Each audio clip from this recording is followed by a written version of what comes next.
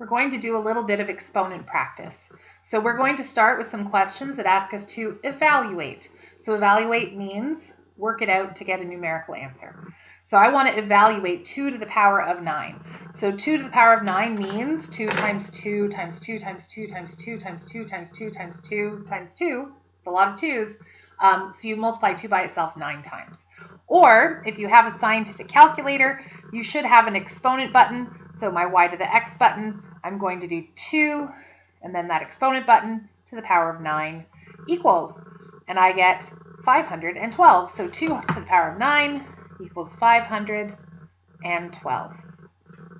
Our next question, 10 to the power of 0, anything to the power of 0 is always 1. And if you're not sure and you can't remember that on your calculator, you can try doing 10 to the power of 0, which equals 1. Now, negative exponents make fractions. And if I were to do 7 to the power of -3 on my calculator, I'm going to get a decimal, and I don't want a decimal. I would much prefer to have an actual fraction. So that negative in the exponent tells me that this is going to be 1 over 7 to the power of 3. And then I'm just going to calculate what 7 to the power of 3 is. So 7 to the power of 3 is 343. So this is 1 over 343. Now, just a quick recap of our exponent laws that we've learned so far. There have been 5 of them.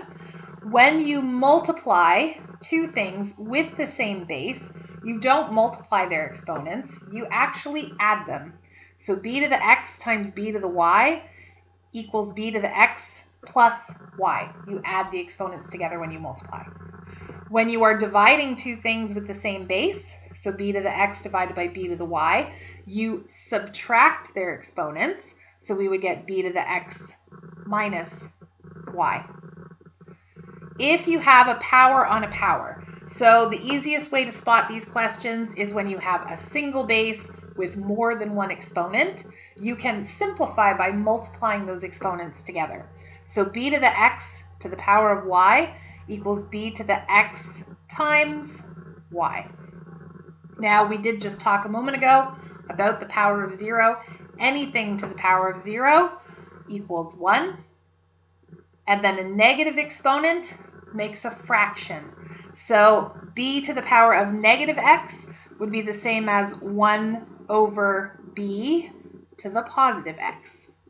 So we're going to try taking these 5 exponent laws, and we're going to do 3 questions to practice using them. So whenever you are doing a question involving exponent laws, you want to try to follow order of operations or BEDMAS.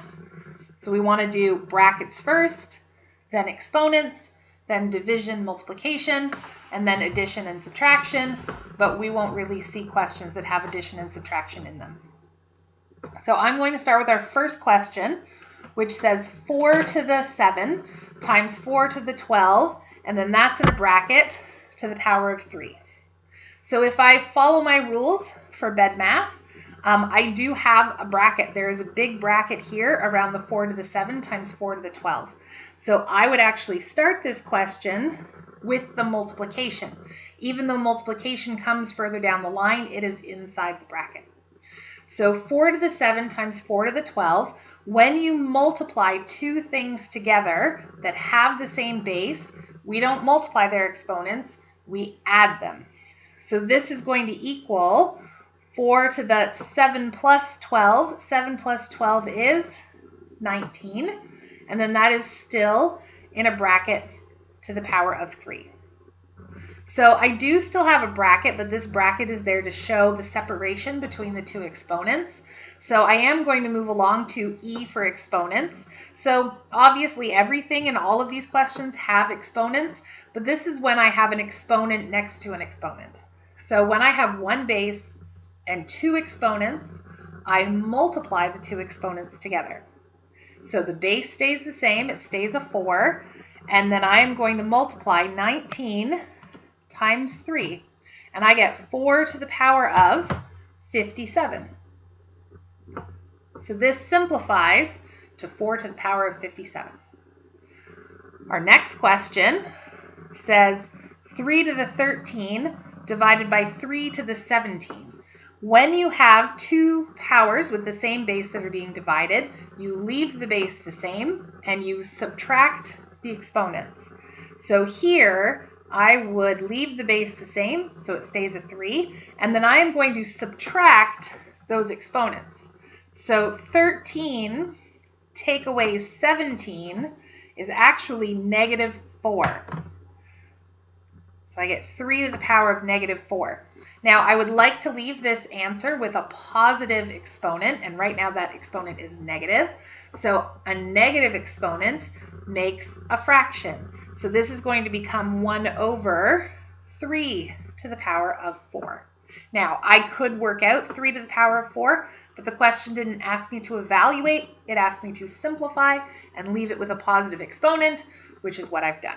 So the final answer here is just 1 over 3 to the power of 4.